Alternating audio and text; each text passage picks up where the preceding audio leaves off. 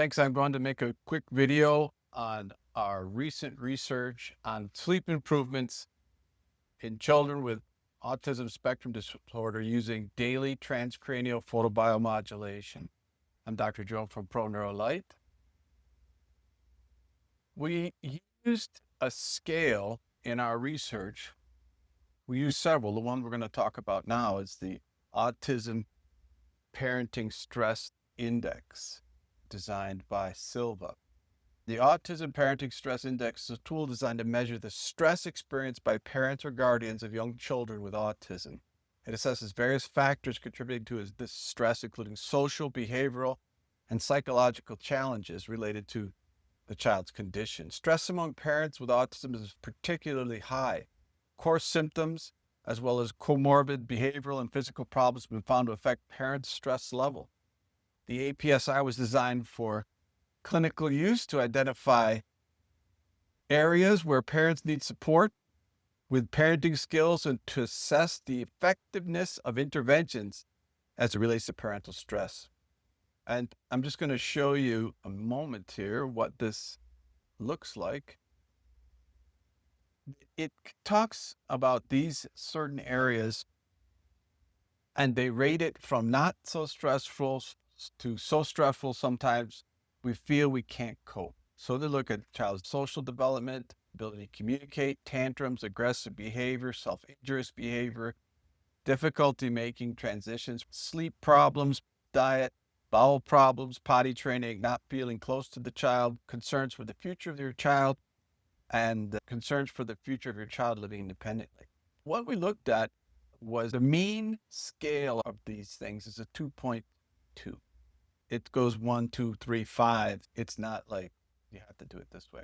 We looked at these sleep problems as the parents responded to us. We picked up a lot of this information in our talks with the parents and our discussions about they're not getting up at night, they're not having potty problems, they have clean sheets, they're staying in bed later, they're more calm.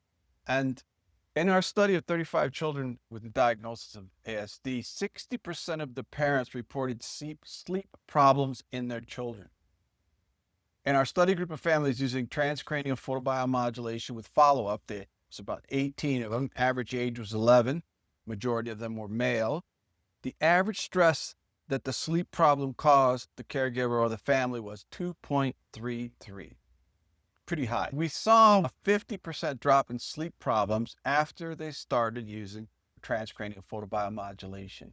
That's significant. The relationship between autism spectrum disorder and sleep is something we really need to pay attention to. This is the abstract, and I highlighted it here. The usual sleep-related complaints and symptoms among ASD children are insomnia, bedtime settling issues, sleep anxiety, night walking, poor sleep quality, and sleep-disordered breathing. Problems initiating and maintaining sleep are one of the most common concurrent clinical complaints, and likely to diminish are less likely to diminish with age compared to normal developmental kids. These sleep difficulties commonly faced by children with ASD can produce a significant decrease in the quality of life of all family members as a consequence of them having sleep deprivation. As sleep is a behavioral and emotional regulator, when your sleep is bad, everything goes wrong, and that could trigger disruptions of inflexible behavior and anxiety. Timing have been found to predict subsequent disruptive daytime behavior. Parents of children with ASD and sleep problems may thus have to deal with two consequences: their child's behavior problems derived from their sleep issues and the consequence of their own sleep deprivation. Review of sleep disturbances among infants and children with neurodevelopmental disorders. Sleep problems are common among children with NDD and Down syndrome, as we talked about, autism spectrum disorder. Caregivers report high rates of sleep problem, including difficulty falling and staying asleep. And sleep disturbances is associated with functional impairment, their behavior and their ability to follow commands, and stress among families. Infant sleep characteristics in children with autism spectrum disorder. This is a brand new paper, a population-derived Australian birth cohort. At 6 months, each 10% increase in night sleep duration was associated with fewer autism characteristics at 2 years and 4 years. Lower autism diagnosis by their 11 and a half, same age as our people. Kind of focuses on doing it early and doing it often. Poor infant sleep quality is linked to increased autism characteristics and increases the odds of being diagnosed with autism. Early monitoring of sleep issues is a potential autism indicator. Prospective association between infant sleep at 12 months and autism spectrum disorder screening scores at 24 months. Again, this is another Australian study.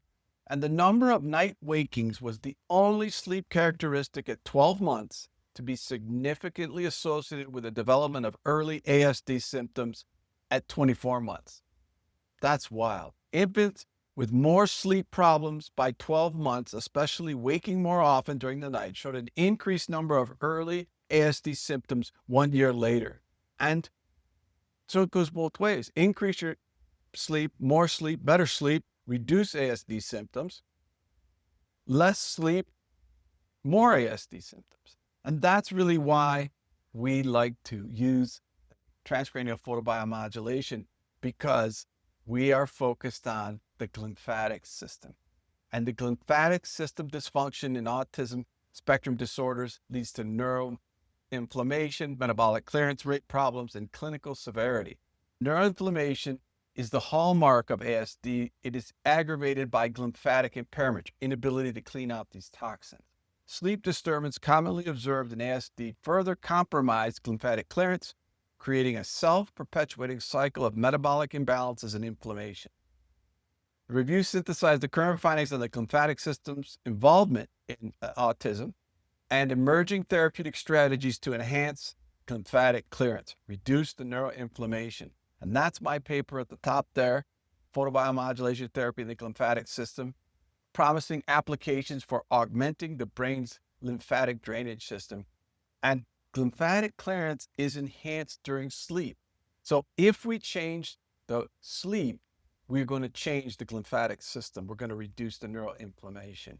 And this is what we're finding: the assessment of the glymphatic function and white matter integrity in children with autism using MRI and deep learning. That's why we're very excited about our sleep outcomes in our ASD cohort. Thank you very much.